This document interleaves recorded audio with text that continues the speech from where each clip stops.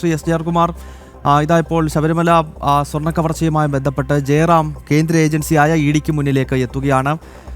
കേന്ദ്ര ഏജൻസിയുടെ അന്വേഷണത്തിൽ വലിയ തോതിലുള്ള പിടിമുറുക്കം, അത് SIT പോലെയല്ല, കൂടുതൽ ശക്തമായ രീതിയിലുള്ളൊരു അന്വേഷണം നടക്കുന്നതായി നമുക്ക് മനസ്സിലാക്കാൻ കഴിയുന്നു. അങ്ങ് എങ്ങനെയാണ് ഇതിനോട് പ്രതികരിക്കുന്നത്?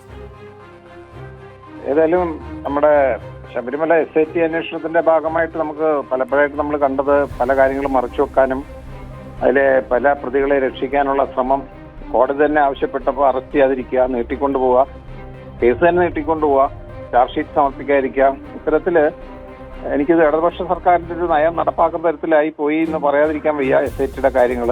പക്ഷെ നമുക്കവിടെ നമ്മൾ ആവശ്യപ്പെട്ടത് CBI അന്വേഷണമാണ്. തീർച്ചയായിട്ടും അതിന്റെ ക്രിമിനൽ പശ്ചാത്തലവും മറ്റു കാര്യങ്ങളും ഒക്കെ പുറത്തിട്ട് വരണമെങ്കിൽ, മാത്രമല്ല കുറച്ച് ഹയർ ലെവലിലേക്കൊക്കെയുള്ള കാര്യങ്ങളിൽ പുറത്തു വരണമെങ്കിൽ തീർച്ചയായിട്ടും അത്തരം CBI അന്വേഷണം കൂടിയേ മതിയാവും.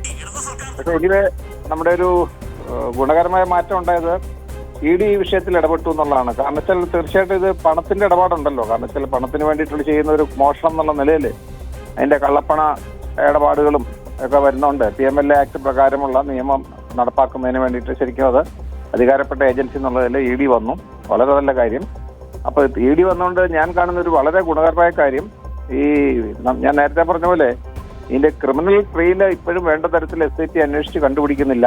അത് ഈ മെറ്റീരിയൽ ഇപ്പൊ ഉദാഹരണത്തിന് തന്നെ നമുക്കറിയാം, ഈ സ്വർണ്ണപ്പാളിയും മറ്റൊക്കെ അഴിച്ചുകൊണ്ട് പോയിട്ട് 38 ദിവസം കഴിഞ്ഞിട്ടാണ് ഇത് ശബരിമലയിൽ നിന്ന് കൊണ്ടുവന്നതിന് ശേഷം ഈ സ്മാർട്ട് ക്രേഷ് എത്തുന്നത്.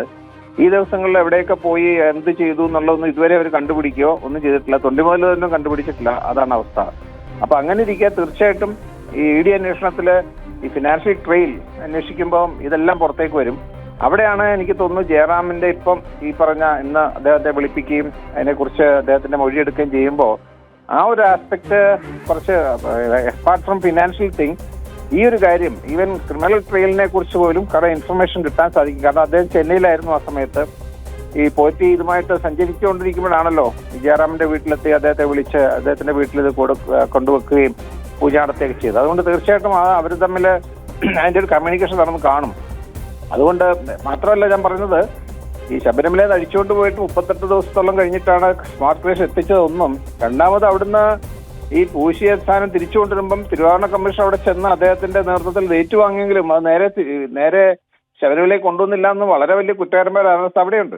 അപ്പൊ അവിടെ കൊണ്ടുവന്നതിന് പകരമാണ് ഇത് എഴുന്നള്ളിച്ചുകൊണ്ട് പല സ്ഥലത്തേക്ക് കൊണ്ടുപോയി. അക്കൂട്ടത്തിലാണ് ജയറാമിന്റെ വീട്ടിൽ വന്നത്. അതുകൊണ്ട് എനിക്ക് തോന്നുന്നത് അദ്ദേഹത്തിന്റെ മൊഴി വളരെയധികം ഗുണം ചെയ്യുന്ന ഒരു കാര്യമായിരിക്കും. ഇതിന്റെ ഈ ട്രെയിൽ ഇതുപോലെ എങ്ങനെ പോയി, എവിടോട്ട് പോയി, ഇദ്ദേഹത്തിന്റെ വീട്ടിലേക്ക് എപ്പോ വന്നു, അവിടെ നിന്ന് ഇത് വളരെ പ്രധാനപ്പെട്ടാണ്.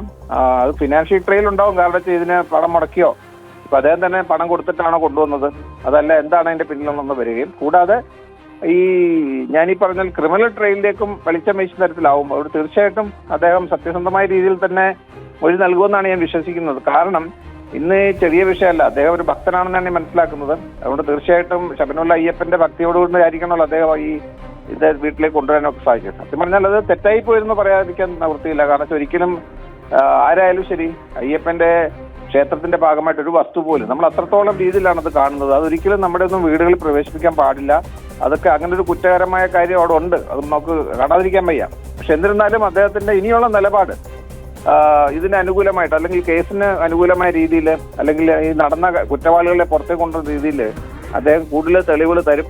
പിന്നെ അദ്ദേഹത്തിന്റെ തന്നെ മൊഴി എടുത്താൽ തന്നെയും അതിനകത്ത് കൂടുതൽ വെളിച്ചം വീശുമെന്ന് ഞാനും മനസ്സിലാക്കുന്നു. തീർച്ചയായിട്ടും അതുകൊണ്ട് തന്നെ ആവണം അദ്ദേഹത്തെ വിളിച്ചു വരുത്തി. മറ്റു പലരെയും വിളിക്കാതിരിക്കുമ്പോഴും എന്തുകൊണ്ട് അദ്ദേഹത്തെ എപ്പോൾ വിളിച്ചു വരുത്തി എന്നുള്ളതിന്റെ പ്രാധാന്യം അങ്ങനെ തന്നെയാണ്. അതുകൊണ്ട് തീർച്ചയായിട്ടും അദ്ദേഹത്തിന്റെ മൊഴി ഈ ED ഫിനാൻഷ്യൽ മാറ്റേഴ്സിൽ ED അന്വേഷിക്കുന്ന കാര്യത്തിന് മാത്രമല്ല, SIT അന്വേഷിക്കേണ്ട കേസത്തിൽ അവർ പോലും പുറത്തേക്ക് വരാത്ത കാര്യങ്ങളിലേക്ക് വെളിച്ചം വീശുന്ന തരത്തിലേക്കാകും എന്നാണ് ഞാൻ വിശ്വസിക്കുന്നത്.